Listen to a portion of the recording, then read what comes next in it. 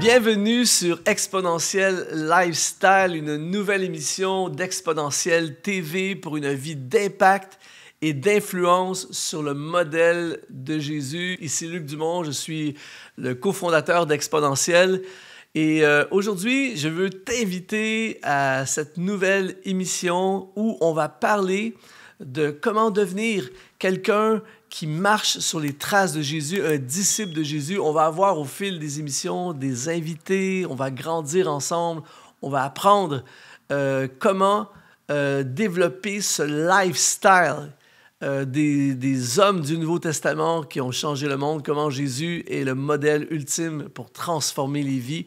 Et justement, aujourd'hui, je veux t'inviter à télécharger un e-book que je vais te donner en cadeau qui s'appelle « Un rendez-vous divin ». Ce sont des hommes et des femmes du Nouveau Testament qui ont eu un face-à-face avec Jésus. On sait très bien que lorsqu'on a un face-à-face avec Jésus, ça change notre vie pour toujours. Tu peux le télécharger en allant dans le lien qui apparaît dans la description de cette vidéo. C'est un cadeau que je t'offre aujourd'hui pour commencer ensemble cet nouvel épisode. Je veux t'inviter aussi à commenter dans le chat, envahis le chat, bombarde le chat.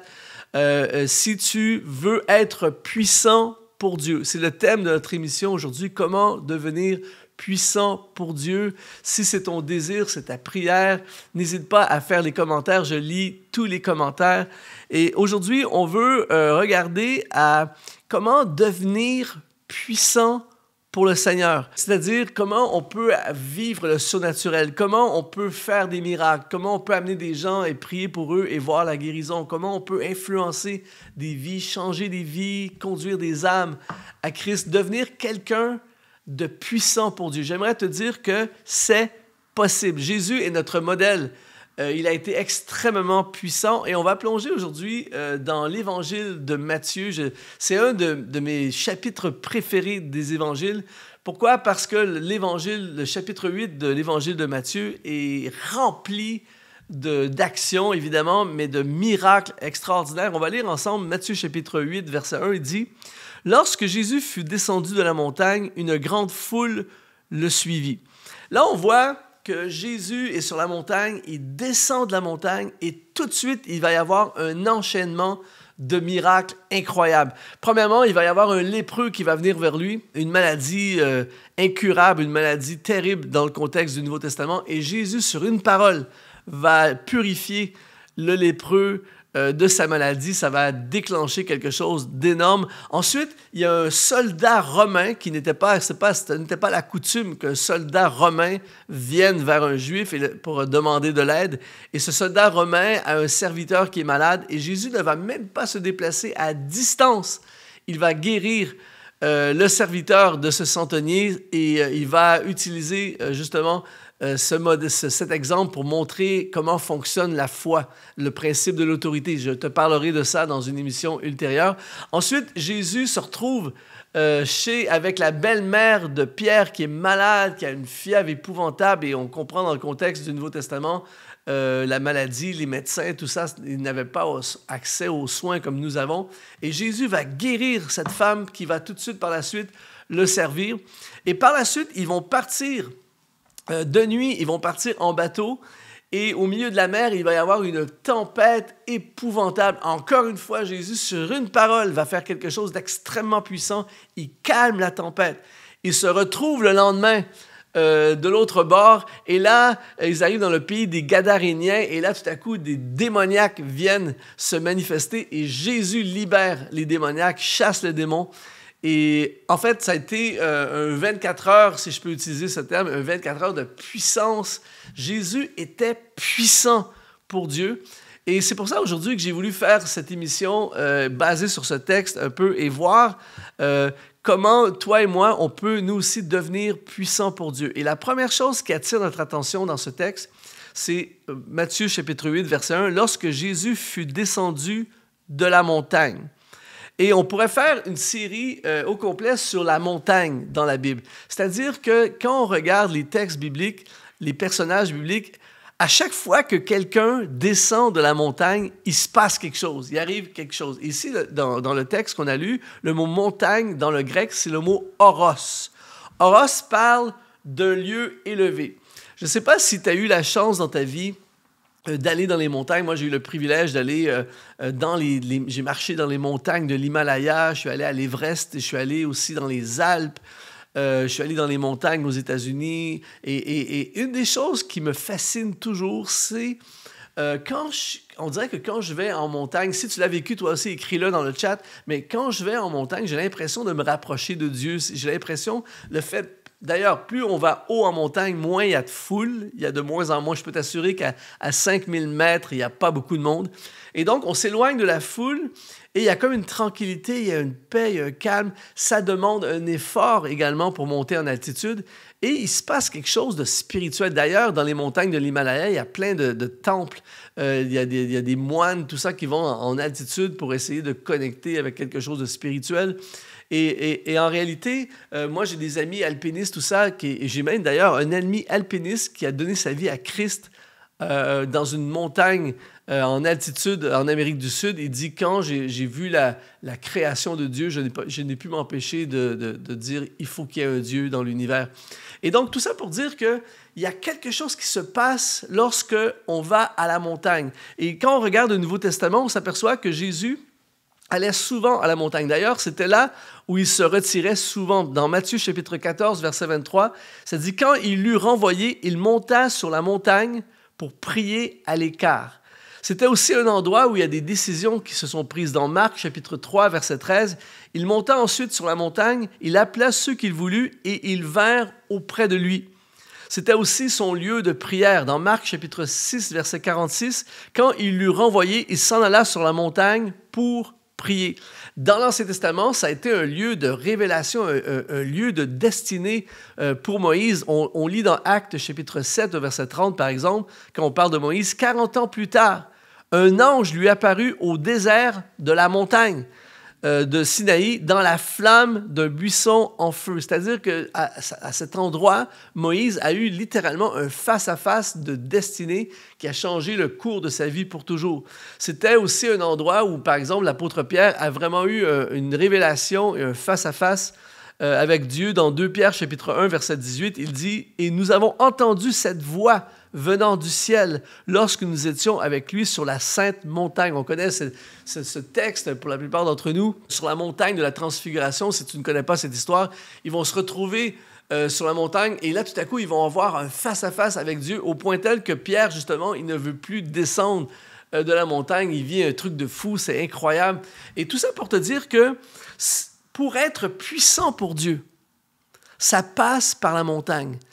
On doit avoir notre expérience de la montagne. Et là, je ne suis pas en train de dire qu'on doit tous monter à 5000 mètres d'altitude, mais tu peux spirituellement vivre ton lieu de révélation, ton lieu de la présence de Dieu, ton lieu de la montagne. Par exemple, à tous les matins, quand je suis dans mon bureau très tôt le matin, je ne suis pas dans une montagne, mais je vis une expérience de la montagne lorsque je suis dans la parole de Dieu, lorsque je prends des temps de prière seul avec Dieu. C'est mon moment montagne. Lorsque tu prends un temps de jeûne, par exemple, lorsque tu es à ton travail le midi, au lieu de rester à la cafétéria avec les employés, tu te retires. Souvent, je fais ça, moi, le soir, je vais marcher avec mes écouteurs, un temps de louange, d'adoration. Et c'est une expérience de la montagne. Et pour devenir puissant pour Dieu, nous devons avoir cette expérience de la montagne, de vivre des moments où tu es seul avec Dieu, des moments où tu te retires avec lui. Je veux vraiment t'encourager à vivre cette expérience. Maintenant, il y a des gens qui restent sur la montagne, mais pour devenir puissant pour Dieu, ça commence sur la montagne. Mais il a fallu que Jésus descende de la montagne. Les besoins, les miracles, les guérisons, chasser les démons, ça s'est passé en bas de la montagne. Parfois, je rencontre des églises ou des croyants qui passent leur vie sur la montagne. C'est bien, mais à un moment donné, il faut en descendre. Et il y a des gens qui sont tellement dans l'action qu'ils n'ont plus le temps de monter sur la montagne. Alors, si tu es trop dans l'action, je t'appelle sur la montagne. Si tu es trop sur la montagne, je t'appelle à descendre dans l'action. Mais quoi qu'il en soit, si on veut devenir puissant pour Dieu, il doit y avoir des moments montagnes spirituelles dans notre vie où on se retire, où on entend la voix de Dieu, on se connecte avec le cœur de Dieu, on est séparé de la foule et on vit ces moments montagne. Donc, aujourd'hui, je veux t'encourager à courir vers la montagne. Écris dans les commentaires si tu as déjà vécu ces moments de la montagne, si ça fait partie de ta vie ou si tu aspires. Écris dans les commentaires. Je lis les commentaires et ça m'inspire tellement. La deuxième chose pour devenir puissant pour Dieu, c'est tu dois devenir un influenceur. Dans le langage moderne, aujourd'hui, on voit ça sur les réseaux sociaux, un peu partout, on voit des gens être des influenceurs. Mais moi, je crois vraiment qu'on est appelé, chacun d'entre nous, à être des influenceurs pour Dieu. Regarde bien Matthieu chapitre 8, verset 1, ce que ça dit. Ça dit qu'une fois qu'il a descendu de la montagne, ça dit « une grande foule le suivit ». Et là, c'est ultra intéressant. Le mot « foule », dans le grec, c'est le mot « oklos » et ça parle d'une multitude, d'un attroupement, beaucoup, nombreux. Jésus a été puissant. Pourquoi? Parce qu'il a influencé une foule. Jésus a touché des gens, a touché des foules. Partout où Jésus était, il y avait une foule. Il y a plusieurs passages formidables. Juste en lire quelques-uns pour toi. C'est toujours le mot « oklos », toujours le mot « multitude »,« oklos ». Matthieu chapitre 4, verset 25, « Une grande foule, oklos, le suivit de la Galilée, de la Décapole, de Jérusalem, de la Judée. » Dans Matthieu chapitre 8, au verset 18, ça dit « Jésus, voyant une grande foule, oklos, autour de lui, donna l'ordre de passer à l'autre bord. » Il y avait tellement de foule qu'il a fallu qu'il se retire. Dans Matthieu chapitre 12, au verset 15, « Jésus, l'ayant su, s'éloigna de ce lieu.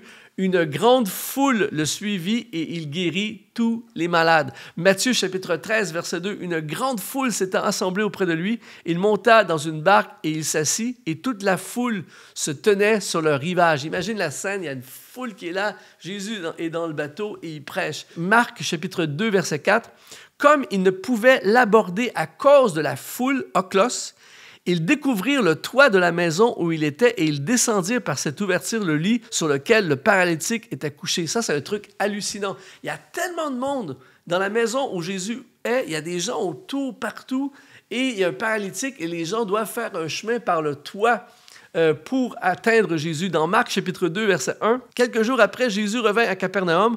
On apprit qu'il était à la maison et il s'assemblait un si grand nombre de personnes que l'espace devant la porte ne pouvait plus les contenir et il leur annonçait la parole. » Pourquoi je partage ça aujourd'hui? Pour dire que Jésus est sur la montagne, il vit l'expérience de la montagne, il descend de la montagne et tout de suite, il y a une foule.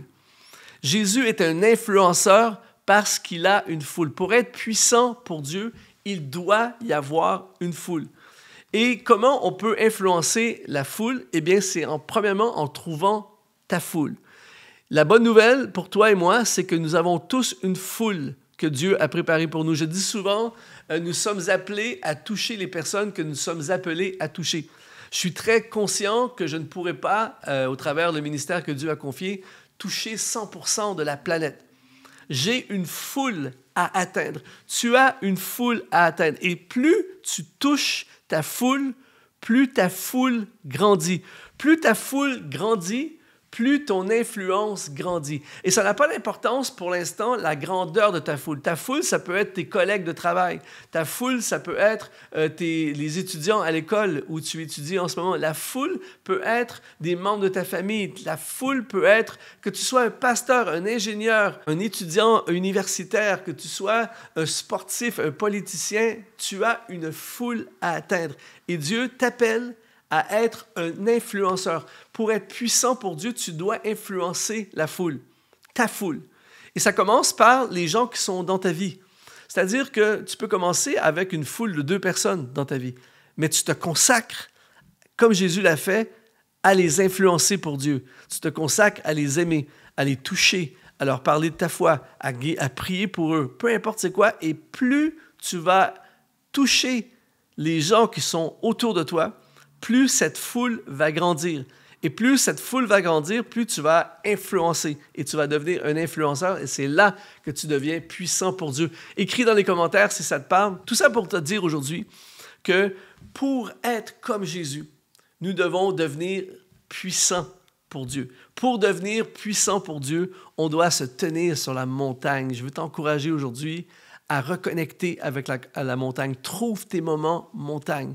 On doit par la suite descendre de la montagne parce que pour être l'instrument entre les mains des dieux qui va faire un acte de puissance, on doit descendre de cette montagne et on doit trouver notre foule. Et quand on trouve notre foule, on influence notre foule, eh bien, on devient puissant pour Dieu. C'est possible. Pour toi et moi, c'est très, très possible. Alors, je veux t'encourager premièrement, à écrire un commentaire. Je veux t'encourager à liker, s'il te plaît, cette vidéo. Ça va la propulser dans l'algorithme YouTube.